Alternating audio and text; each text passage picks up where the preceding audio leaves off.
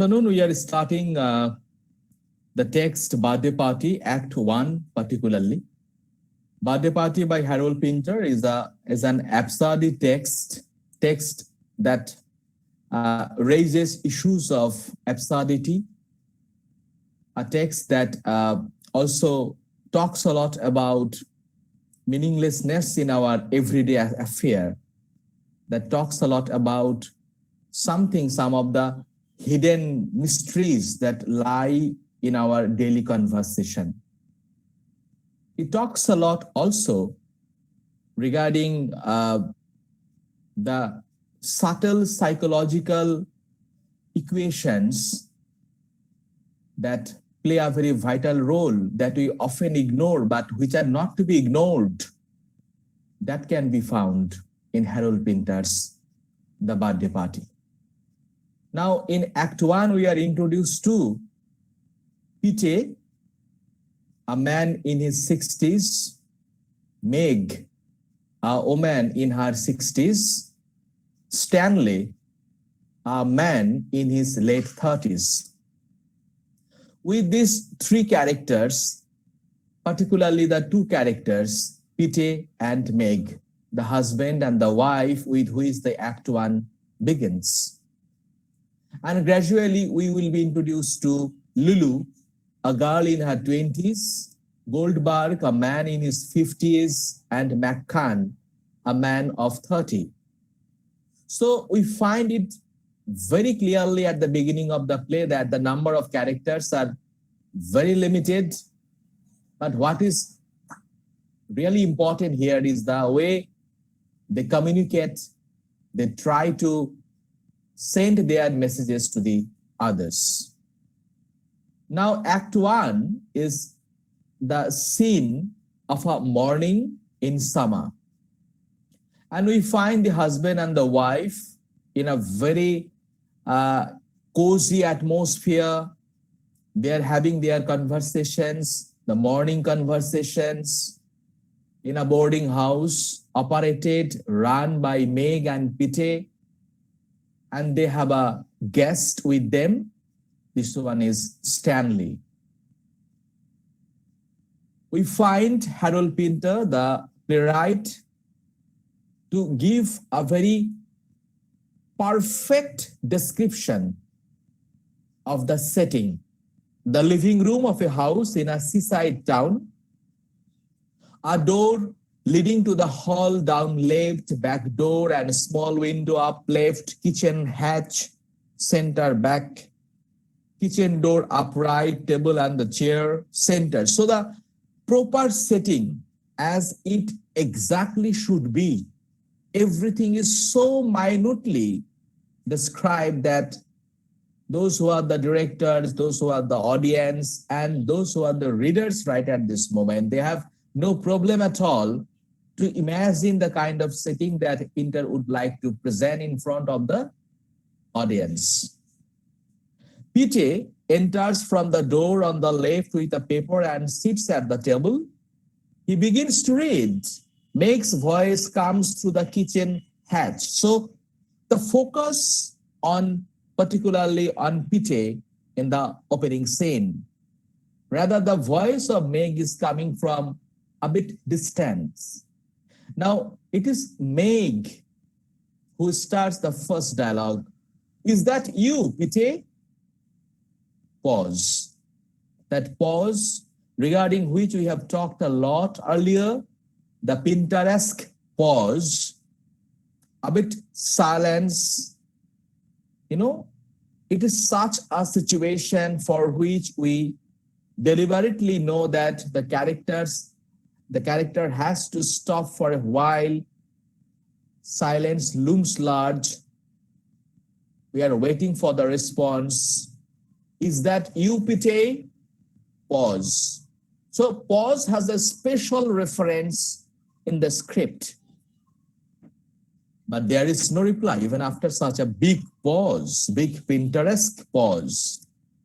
Pinter, is that you? Pause again. Pinter. So the opening lines immediately refer to a woman who is a bit tensed if it is Pete or someone else in the room, and she is continuously asking for to get assured if it is Pete at all. And she repeatedly asks the question from inside, Pete? And then, after so many inquiries, a very brief answer, but it is not an answer at all. It is a question in response to such kind of inquisitive series of questions on the part of Meg. Look, Pete is not assuring that it is he actually who is already there in the room and is now reading a newspaper. Rather, he is asking in return, what? Is that you? Yes, it's me. As we move more into the text, the Act 1 of Harold Pinter's birthday party, we find that Pete is a character who is basically spends very little words. Primarily monosyllabic answers that we find on the part of Pete. Calm, composed, very little responsive. We don't find exuberance in a character like Pete. Why is it so? What are the reasons for which the character Pete is so reticent and has very limited response, meager response on the part of Pete? What? Are you back? Yes. All the surprises on the part of Meg. So tiny an answer that we get from Pete. I have got your cornflakes ready. Here is your cornflakes. He rises and takes the plate from her, sits at the table, props up the paper and begins to eat. And when someone is so curious, someone is so expecting a kind of an reply, a sort of an answer, when someone has made for the another one a new dish, we find Pete is not giving any response even when after taking the dish. Rather, it is Meg who once again questions, are they nice? Very nice. I thought they would be nice. You got your paper? Comes the answer, yes. Is it good? Not bad. So this kind of conversation is something that makes it clear that the person who is asking question and the person who is answering back, he is not interested to continue the conversation more and more. Such kind of a conversation cannot continue more. Rather, such kind of a conversation is bound to get stopped immediately, because on the part of the other end, there is no much interest. On the part of the other half, there is not much enthusiasm to continue the conversation. Why someone is coiled up? Why someone is so reticent? Is it the post-World War effect? Is it something, or it is a particular nature on the part of Pete, that Pete is a kind of a man who is by default an individual like this, of that kind of mentality, very unique in him. But in case of, is it something that Pete is already an individual who has known so much through his experience, what is happening around, and gradually the kind of incidents taking place outside the home, because there is a kind of a portion that is the newspaper through which we know that Pite is actually getting information what is happening around. Is it the reason that after getting numerous impulses happening around, Pite has become silent? That Pite has understood it well, that it is of no use being too much responsive. It is no use talking so much. Or is it something, if in a family, the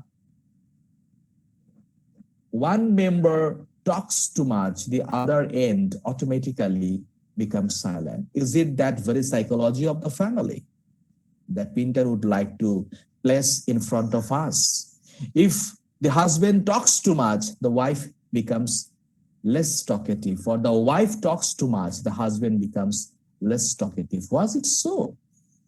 So, but somehow this very combination, we find but there is no problem on the part of, it's not like that Meg is making some trouble, that why are you less responsive? Why are not you talk too much? No, we don't find such kind of argumentative question on the part of Meg. Rather, it shows that Meg is okay.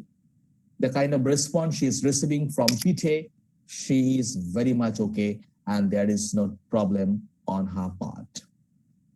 You read me out some nice bits yesterday. So yesterday had some nice information that probably Pite was reading out for Meg. Yes, well, I haven't finished this one yet. Will you tell me when you come to something good? Yes. Have you been working hard this morning? No, just stacked a few of the old chairs, cleaned up a bit. Is it nice out? Very nice. Is Stanley up yet? So this is for the first time we are introduced to the third and the most important character here in Act 1 of Harold Pinter's The Birthday Party. And the character is Stanley. So the husband and wife, they are busy with their works. Pite had his own kind of duties and formalities, stacking up and doing some other things and cleaning up some other portions of the boarding house. But on the part of Meg, she had her own kind of, arrangement since the beginning. But the kind of guest they have, Stanley is not yet ready, and he is not visible yet. So Meg is asking the question, is Stanley up yet? I don't know. Is he? I don't know. And no one knows properly the exact status of Stanley because he is not yet visible. I haven't seen him down yet. Well, then he can't be up. Haven't you seen him down? I have only just come in. He must be still asleep. So this is something they come to the conclusion that probably Stanley is still in deep sleep and he is not ready to meet them. She looks around the room, stands, goes to the sideboard and takes a pair of socks for a dryer, collects wool and a needle and goes back to the table. What time did you go out this morning, Pite? Same time as usual. Was it dark? No, it was light.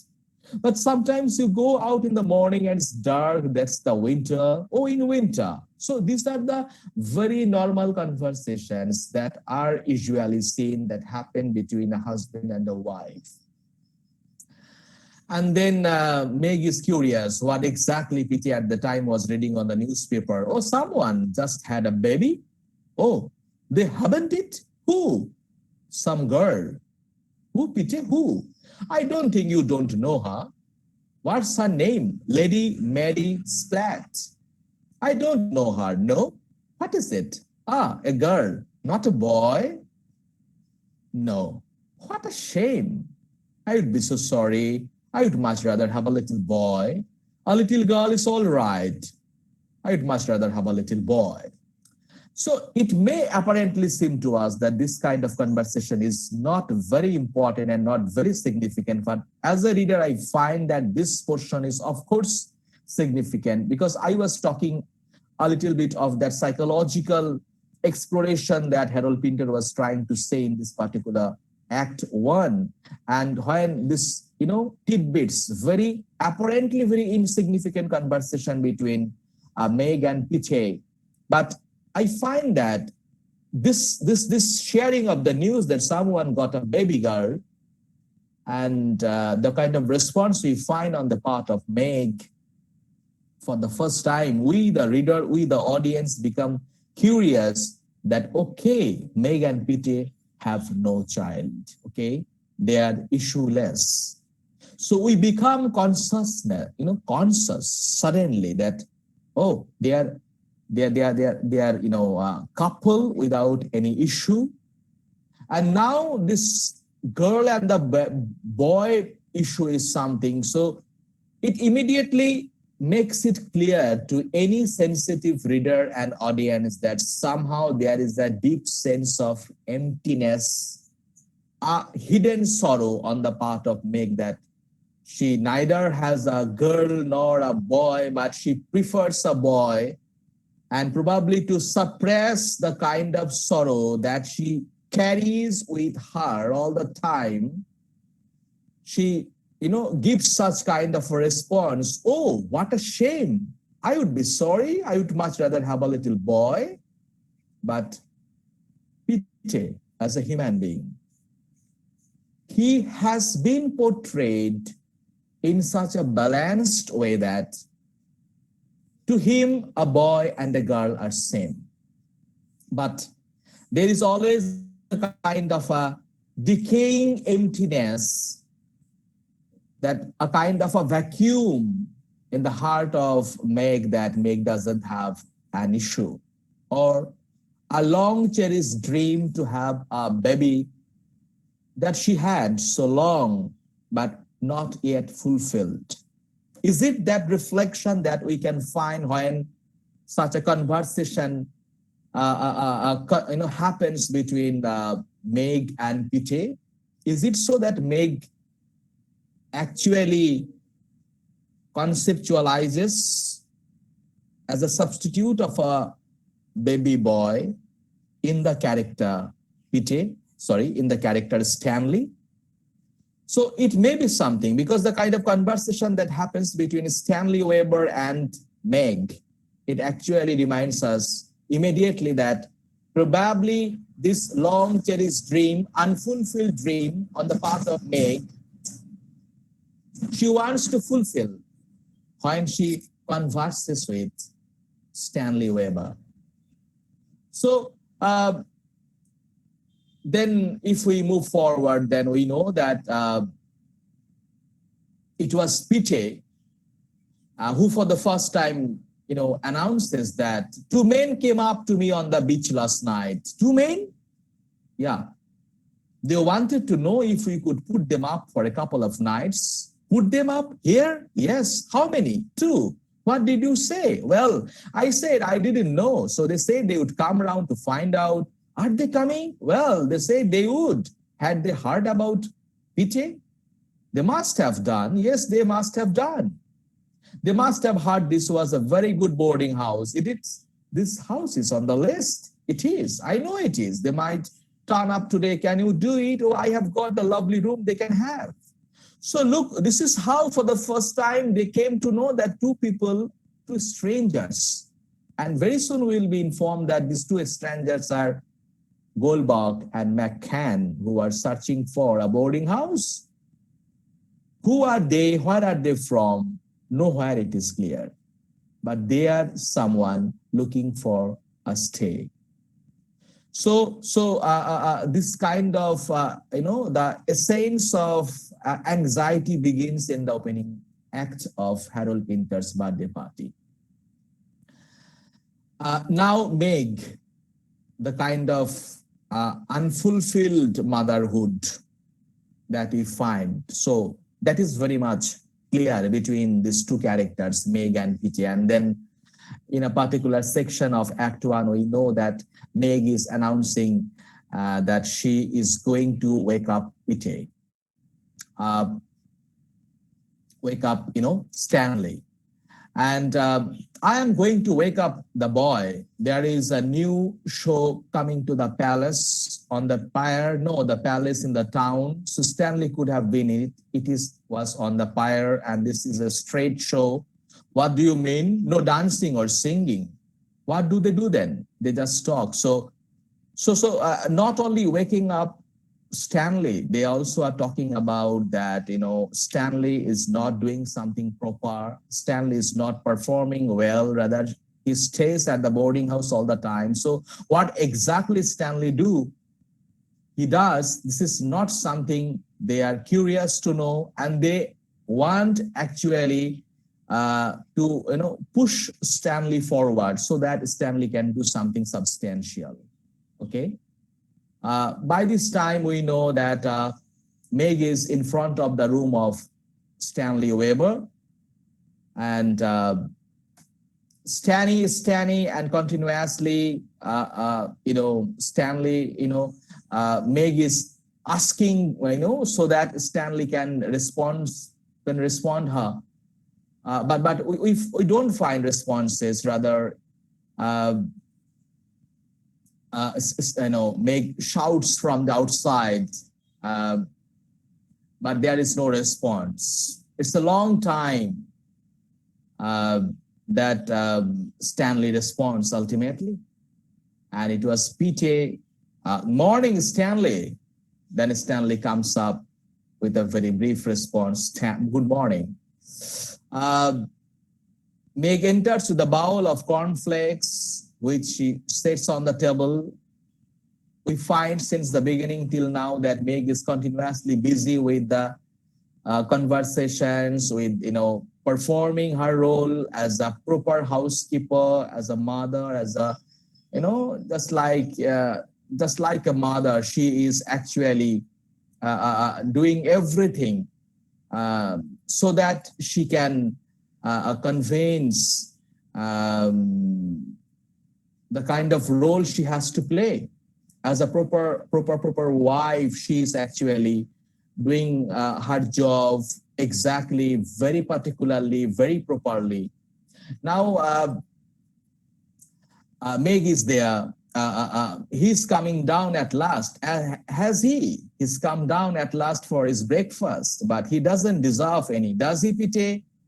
So with Pete, Meg is something, poking fun with Stanley that, okay, you are so late, Stanley, so you don't deserve anything.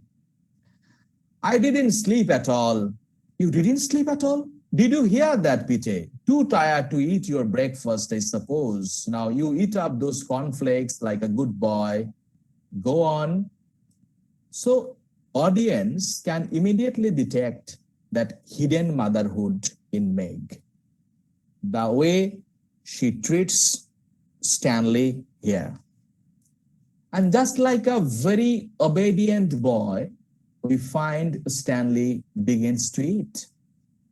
What is it like today? Very nice. Warm?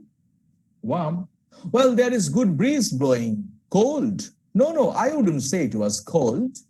What are the cornflakes like, Stan? Horrible.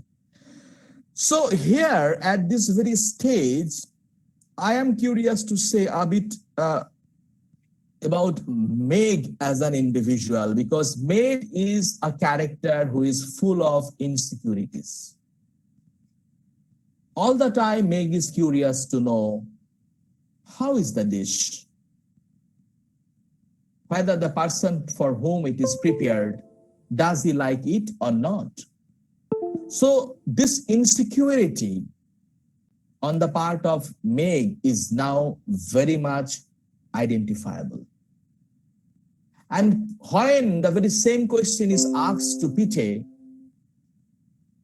and again the same question is asked to Stanley, now Stanley responds as, the cornflakes is horrible.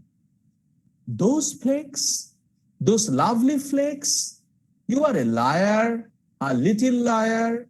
They are refreshing. It says so for people when they get up late. The milk's off. It's not. Pete ate his, didn't you, Pete? That's right. Then there you are then. All right, I will go to the second course. He hasn't finished the first course and he wants to go on the second course. I feel like something cooked. Well, I'm not going to give it to you. Give it to him. I'm not going to. No breakfast. So look, this insecurity that blooms large in the personality of Meg all the time. So Meg all the time questions, Meg all the time, asks from the other end whether she is correct, whether the kind of thing she prepares is okay or not. Now, the conversation is focused on the character Stanley. Stanley who wakes up late, Stanley who does, who starts his performances quite late. So now Stanley is talking a lot about himself, daydreaming all night long, and now she won't give me any, okay? It seems so the Stanley is poking fun with Meg. And Meg goes to the kitchen. Stanley yawns. Once again, Meg appears at the hatch with a plate. You like this? And what's that? Fried bread. Well, Stanley is there, and the conversation is going on between Stanley and Meg. Fried bread? He knew. What a wonderful surprise. You didn't expect that, did you? I bloody well didn't. Well, I am off. You going back to work? Yes. Your tea. You haven't had your tea. That's all right. Peter exits. Now, the conversation is solely between Meg and Stanley. Meg is very defensive. We are continuously saying one thing, that Meg is the kind of character who is very defensive, who is suffering from insecurity. Tack, tack, tack, a sound is outside. And Meg is there to say, what do you mean?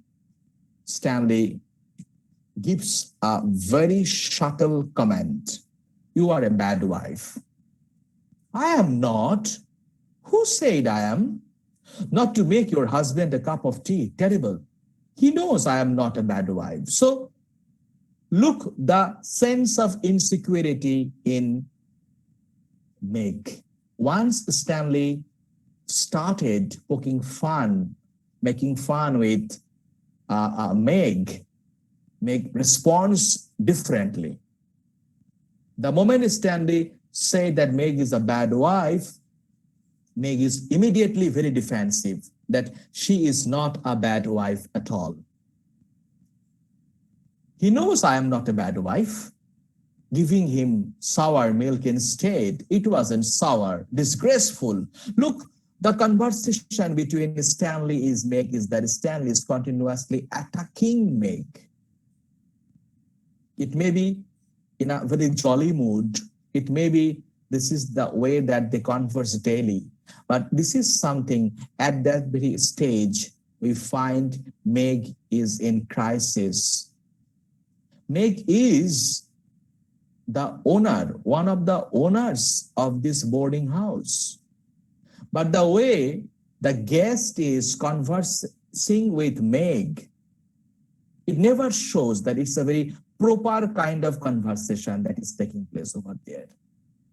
And this is not an ideal kind of conversation happening between these two characters, that someone who is the guest is having a conversation in such a manner with one of the owners of the boarding house. Stanley, how could Stanley respond in that way, that it is disgraceful? You mind your own business. Now Meg is infuriated. Anyway, you won't find many better wives than me, I can tell you. I keep a very nice house and I keep it clean. Oh, and this house is very well known for a very good boarding house for visitors. Visitors? Do you know how many visitors you have had since I have been here? How many? Stanley is saying 1. So Stanley is trying to make it clear that you don't have many visitors here. I am the only one. And this is how Stanley is trying to making the sense that this is the boarding house where people don't come usually. He is the only visitor, and there is not much frequent visitors. Me, I am your visitor. You are a liar. This house is on the list. But Meg is continuously would like to highlight that this boarding house is one of the popular boarding houses and it is on the list. I bet it is. I know it is. So the way the conversation is going on, then at the very extreme point, Stanley is using a very, shocking word. What is that? Now, the pushing of the plate from here and the placing of the paper on the table, then suddenly Stanley asks, what? Make the fried bread.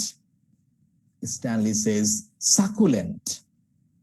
You shouldn't say that word. What word? The word you said. What? Succulent. Don't say it.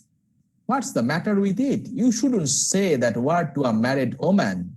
Is that a fact? Yes. Well, I never knew that. Well, it's true. Who told you that? Never you mind. Well, if I can't say it to a married woman, who can I say it to? You are bad. What about some tea? So look, this improper word, succulent, to a married woman, and Meg is not at all convinced that how can someone use a word like this? So Stanley's behavior at this very stage is not proper. Stanley's,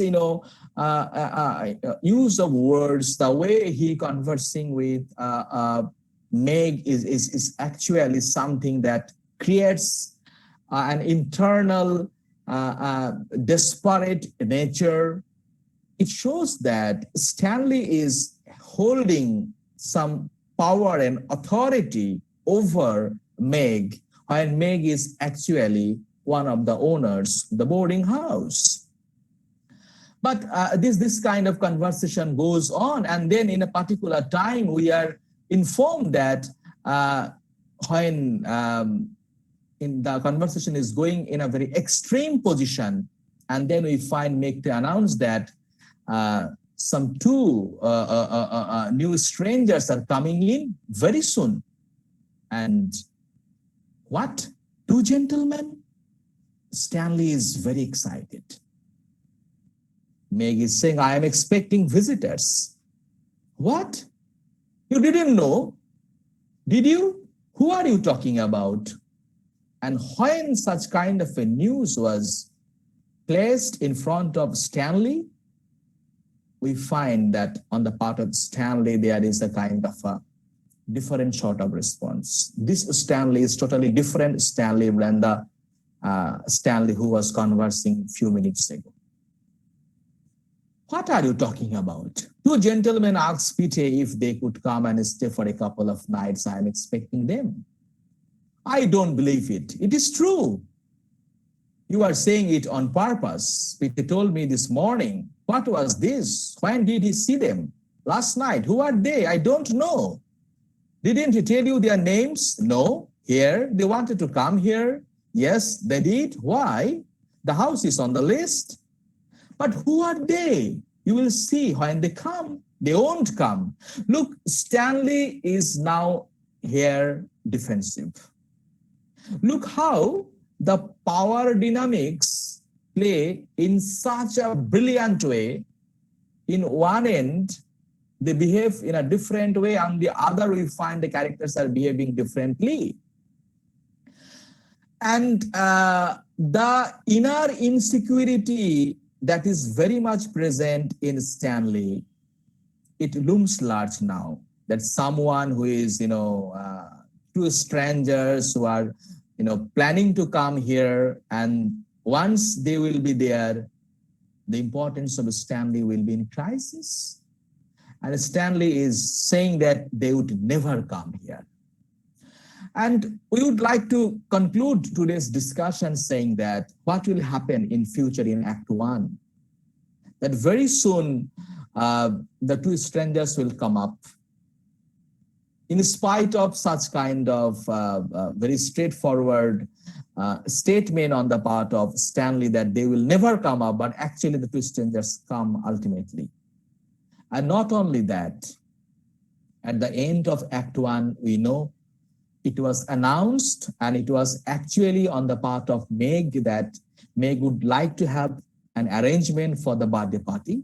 It was the birthday of uh, Stanley, and for which there is a kind of a gift. And if we come to that very, the last portion, that we also are introduced there, the character Lulu. Lulu also comes in that in the ultimate portion of Act 1. And the gift is presented to Stanley Weber, and it was in a wrapper, and gradually they opens the wrapper, and when they opens the wrapper, then it's a different sort of gift that is not basically apparently appropriate for a person, grown-up person like Stanley. So what is it? And there is a parcel. And this one is the parcel. In the parcel, the gift that is presented, it's a tiny, drum. It's a tiny drum over there that is actually presented to him. At the end of Act 1, I would like to read out from the text. Shall I put it round my neck? Tiny drum that was given to him as a gift. She watches him uncertainly. He hangs the drum around his neck, taps it gently with the stick, then marches round the table, beating it regularly. Meg, pleased, watches him, still beating it regularly. He begins to go round the table a second time. Halfway round, the beat becomes erratic, uncontrolled. Meg expresses dismay. He arrives at her chair, banging the drum, his face and the drum beat now savage and possessed. So the way Stanley behaves after receiving the birthday gift, that savage and possessed nature on the part of Stanley, it is found that somehow he has started behaving abnormally. And on the part of the audience, it's clear that something horrible is going to happen. With lots of excitement, with lots of, a sort of uncanny feeling, the Act 1 of Birthday Party comes to an end. Thank you so much. We must go to the Act 2 in our next class.